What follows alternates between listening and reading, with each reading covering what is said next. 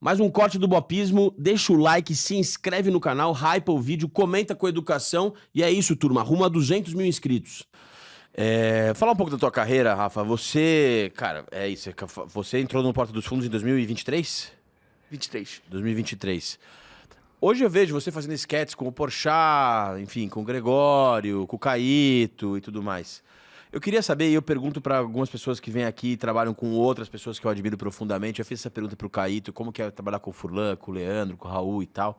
Eu queria saber você, com 22 à época, sei lá, 22 anos à época, você já sabia o tamanho do Porta dos Fundos. Quando aquele vídeo da Kellen saiu, você tinha quantos anos, mano? 11. Então. E aí, 14 anos depois, você tá ali contracenando com esses caras. Eu queria saber, primeiro, como foi pra você entrar nesse lugar, que é um lugar muito especial. A Porta dos Fundos talvez seja um dos grandes marcos da geração dele e tudo mais, tá? Um jeito de fazer humor muito relevante. E como são esses caras, cara, no bastidor? Como que é? Outro dia eu estava no podcast do Gregório com o João Vicente de Castro, lá, os idosos e tudo mais e tal. Primeiro, então, duas perguntas em uma. Como foi pra você, pessoalmente, estar nesse lugar, nesse Olimpo do humor de alguma maneira? E como são esses caras no bastidores, assim? Se você pudesse eleger eles como um jogador de futebol, assim, como é cada um deles? Como é conviver com eles fora do ar?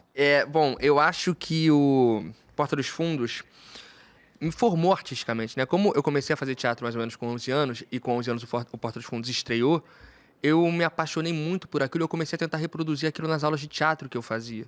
Então eu assistia muito para poder reproduzir aquilo que era o hype da época.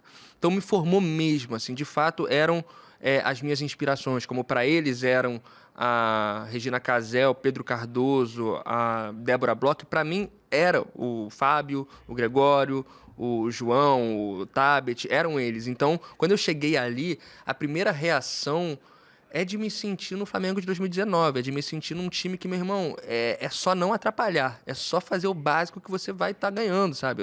Eu entrei com um olhar muito de estudante, sabe? Diante dos mestres, assim. Então, para mim foi muito maneiro quando começou também a sair desse lugar hierárquico, né? Que era eu olhando para eles como um pedinte, tipo, por favor, me ensina. E eu comecei a virar amigo deles, comecei a trocar um pouco mais de igual para igual. E nesse sentido, eu acho que o Porta é um lugar muito generoso comigo, assim. Eu acho que eu recebi muito essa chancela deles de, cara, você tá aqui, agora relaxa, você já chegou num lugar maneiro, agora tenta surfar um pouco, porque no começo eu ficava muito nervoso, assim, internamente mesmo. Demorei para me acostumar, porque ao mesmo tempo que você se sente vitorioso, você se sente quase incapaz, porque não adianta, meu irmão, eu posso tentar rebolar, posso tentar dançar, sapatear, eu não vou ser o Fábio Porchat.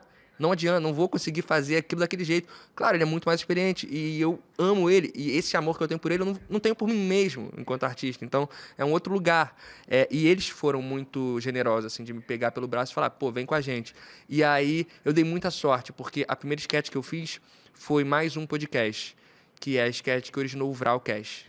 Então, eu dei essa...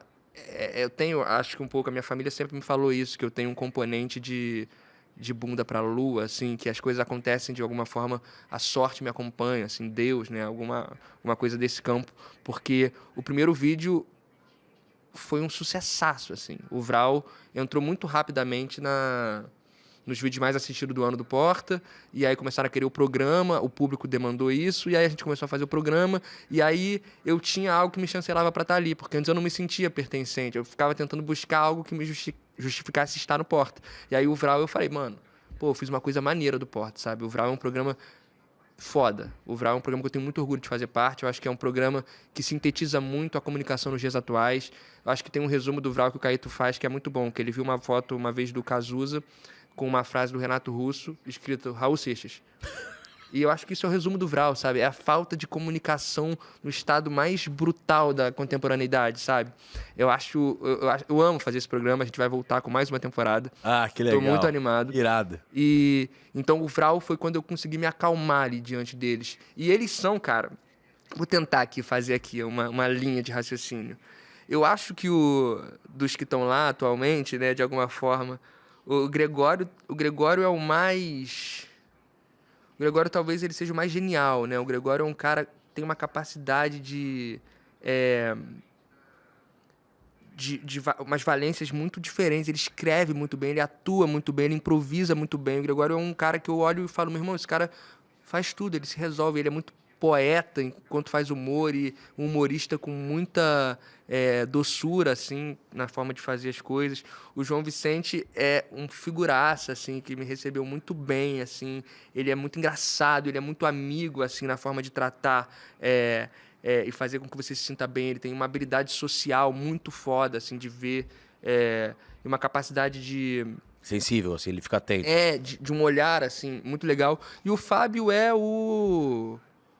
O Fábio é o camisa 10 do time, né? O Fábio é o cara que, meu irmão, o Fábio, onde ele vai, ele para, sabe? Ele é a Xuxa. Ele é, tipo, inacreditável, assim, o alcance que esse cara tem, a forma que ele se comunica com diferentes públicos. O Fábio, em cada território, ele consegue se adaptar para se comunicar com aquele espaço. Eu acho muito foda isso, assim. Ele é o cara o melhor comunicador que eu conheço hoje em dia, assim. Então, cada um tem a sua valência. E quando chegam as pessoas que estão fazendo porta hoje em dia, arrebenta também. A Luciana Paz, eu acho uma gênia, Lu cara. Paz é uma gênia. Ela imitando a Matilde Campilho, Cara, assim, é uma gênia. A Lu Paz é uma gênia. E a Lu Paz, ela Quero tá entrevistar ela em também. estado de interpretação, ela vive em estado de teatro o dia inteiro, ela tá sempre pensando em personagem, é uma coisa impressionante. A Bela Camero é muito boa atriz, a Clarice Falcão é um amuleto do Porta. Então, eu me sinto jogando com essa galera, assim, é muito especial pra mim fazer parte disso, sabe? Eu me emociono quando eu penso, cara, eu tô no Porta dos Fundos, assim. E eu devo muito isso ao Antônio Tabet, ao INSBF, que foram os 2 sócios que inicialmente me trouxeram pra lá. Então, eu tenho muita gratidão mesmo a esses caras, porque a minha vida mudou muito depois do Porta, né? Mudou, né? Ela se transformou radicalmente. E o Porta já é um capítulo inesquecível, assim, pra mim. Eu vou falar do Porta com o maior amor do mundo pra sempre, sabe? Eu amo fazer parte, amo. E outra coisa, o público do Porta me acolheu muito também, sabe? Porque... Que é também difícil, né? Porque é uma galera, meu irmão, que foi formada assistindo o Rafael Portugal, assistindo a Evelyn, a Tati, uma galera que é muito craque. Então, eu entenderia uma reação... É isso, é quando sai, meu irmão, o Arrascaeta sai do Flamengo, quem pegar a camisa 10 vai ter dificuldade. É um peso. É o Domenech, depois o Jorge Jesus. É o Salve Jorge, meu irmão. Eu acho que tem isso, assim, o público do Porta, pô, me acolheu também, sabe? Então, eu tenho gratidão pra caramba, assim, por toda a estrutura que move o Porta, assim. O Vralcast foi uma ideia sua ou foi meio brainstorm de todo mundo? Não, foi um sketch que o Gustavo Vilela fez desses 2 podcasters burros e inspirado, assim, em coisas que tinham no momento. Era inspirado. Mas a gente fala que não. Nem reparei. A gente fala que não. Eu acho que tem também. Mas aí a gente fez lá e foi um dos vídeos mais assistidos do ano, assim, lá no Porta. E tinha muito comentário. E o próprio público começou a falar, isso dá uma série, isso dá uma série. E aí a gente teve a sacada de, mano, a gente pode entrevistar alguém de verdade. E aí a doutora Luana, cara, infectologista, imunologista, aceitou esse convite. A gente deve muito a ela também, que ela foi totalmente bode expiatório pra gente saber se ia dar certo ou não. E o programa com ela é divertidíssimo. E aí com esse programa, a gente viu que funcionava e a gente começou a preparar a série do Vral. Você e o Caíto juntos, assim. Uma química interessante, cara. Muito interessante. Acho que o auge da minha carreira é ter feito o Caíto rir. Porque o Caíto não ri, né? É um dos caras mais concentrados do humor. É sério, né? Muito. Ele é muito concentrado, ele é muito... Minucioso. Ele é aqui, ele é tudo aqui, muito aqui no olhar. E quando a gente entrevistou o psicanalista, que eu fiz aquela piada eu falo que... Cara, eu vou tentar reproduzir aqui, é muito constrangedor, mas que a gente tá falando com o psicanalista sobre sexo, eu perguntei se era normal no meio do sexo falar, vai, mãe. E aí o Caíto quebrou. E aí eu falei, meu irmão, se eu quebrei o Caíto, meu irmão... Foi improviso isso, não? Foi. É improviso. Porque parte do Vral é pergunta que a gente estrutura, mas o jogo com o convidado é improvisado, né? Caralho, bicho. Então eu fiquei muito orgulhoso de mim. Acho que é o meu auge na carreira. Que irado, velho. Não, é muito bom. E assim, eu tive a chance de entrevistar o Tabet, o Caíto, o Daniel, o Furlan e tudo mais e tal. Tem um caráter intimidador, né? Porque eles são muito grandes, são muito inteligentes. Além de ser engraçados, são muito inteligentes. E eu até brinquei isso no podcast que eu fui, que o Tabet ele parece um pouco impressionável. Porque é o Midas, né? Onde ele toca, floresce. E, cara, não deve ser fácil estar sentado diante desses caras e você ter a chancela de aprovação que você faz parte. Eu acho que você tem que reconhecer isso. Tipo, eu faço parte, eu estou aqui por direito adquirido, né? Eu ainda tenho essa dificuldade, mas faz parte. Eu acho que é um processo mesmo, porque é muito foda. Eu amo esses caras, eu sou muito fã deles. Então, é difícil entender que que eu jogo com eles, assim, que eu faço parte, mas eu acho que é um processo natural, vai acontecer alguma hora. Mas eu sou muito feliz nesse. Irado, velho. Parabéns Porra. retroativamente por ter chegado É nesse nóis, lugar. meu irmão.